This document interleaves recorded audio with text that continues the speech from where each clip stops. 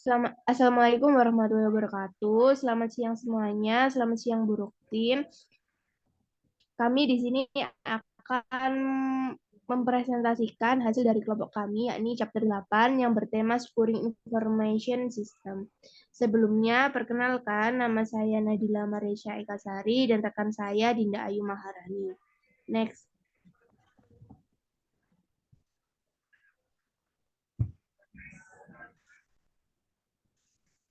Next. Yang pertama ada kebutuhan organisasi akan keamanan dan pengendalian. Nah, pada dalam dunia masa kini, banyak organisasi semakin sadar bagaimana pentingnya menjaga seluruh sumber daya mereka, baik secara virtual maupun fisik, agar terhindar dari ancaman dari luar maupun dalam luar negeri. Sistem komputer yang pertama hanya memiliki sedikit perlindungan keamanan.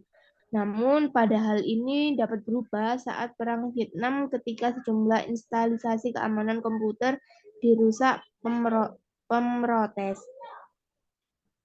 Selanjutnya, pengalaman ini juga menginspirasi banyak kalangan industri untuk meletakkan penjagaan keamanan yang bertujuan untuk menghilangkan atau mengurangi kemungkinan kerusakan atau penghancuran serta menyediakan organisasi dengan kemampuan untuk melanjutkan kegiatan operasional setelah terjadi gangguan.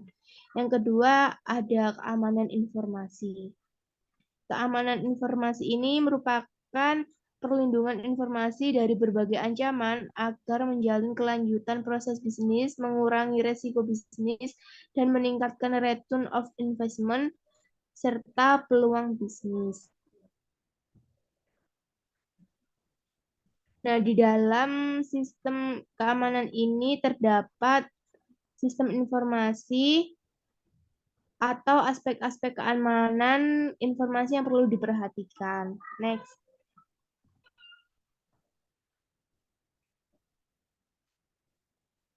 Yang pertama dari aspek-aspek keamanan tersebut antara lain yang pertama yaitu confidentiality, yaitu aspek yang menjamin kerahasiaan informasi atau data dan memastikan informasi hanya dapat diakses oleh pihak yang berwenang. Yang kedua, integrity.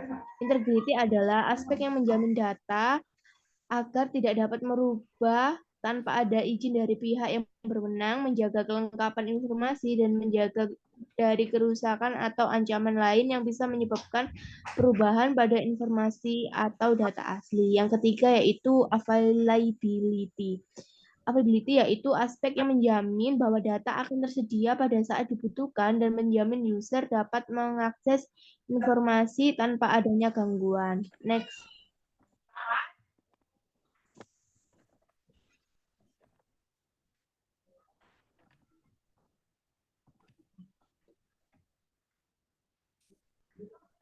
Selanjutnya ada contoh tinjauan keamanan informasi sebagai berikut.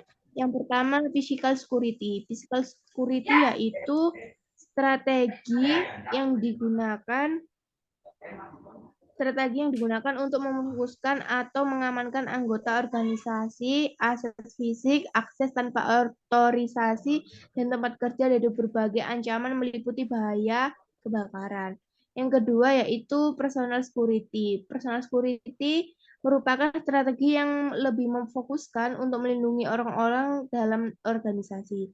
Yang ketiga yaitu operation security. Operation security adalah strategi untuk mengamankan kemampuan organisasi atau perusahaan untuk bekerja tanpa gangguan ancaman. Yang keempat ada communication security, merupakan strategi yang bertujuan untuk mengamankan media informasi dan teknologi informasi.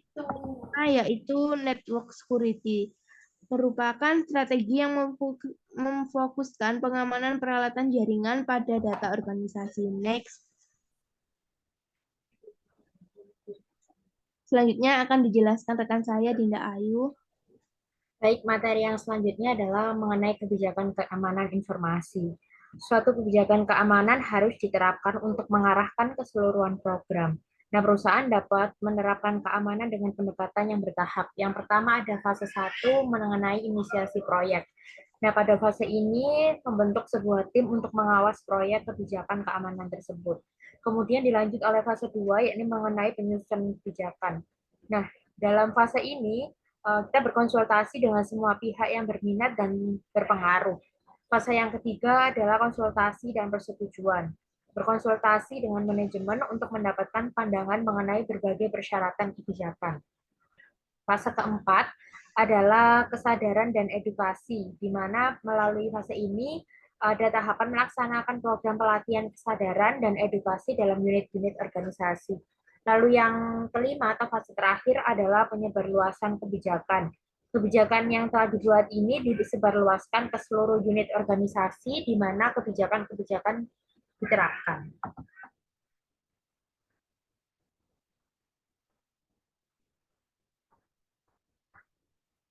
Selanjutnya adalah pengendalian. Pengendalian atau controlling sendiri adalah sebuah mekanisme yang diterapkan baik untuk melindungi perusahaan dari resiko atau untuk meminimalkan dampak resiko tersebut pada perusahaan.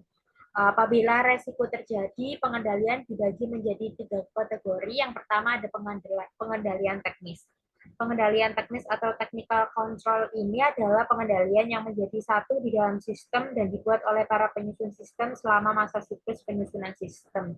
Nah, di dalam pengendalian teknis ini, jika melibatkan seorang auditor internal di dalam tim proyek, merupakan satu cara yang amat baik untuk menjaga agar pengendalian semacam ini menjadi bagian dari desain sistem. Kebanyakan pengendalian keamanan dibuat berdasarkan teknologi peranti keras dan lunak.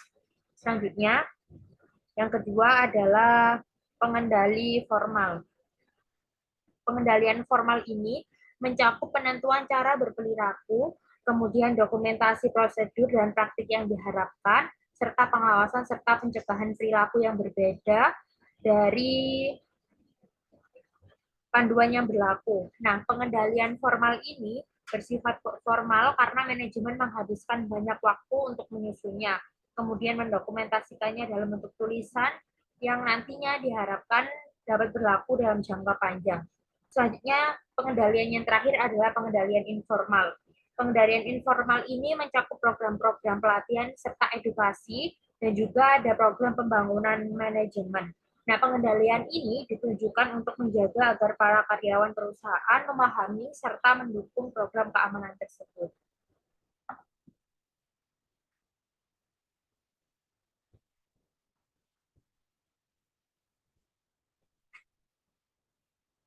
Selanjutnya, di slide terakhir ini mengenai masalah keamanan yang pernah atau berhubungan di Indonesia.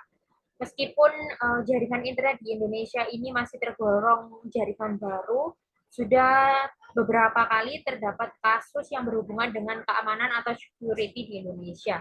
Yang pertama di akhir Januari tahun 1999, di mana terdapat sebuah masalah, yakni domain yang digunakan untuk Timur Timur diserang sehingga hilang.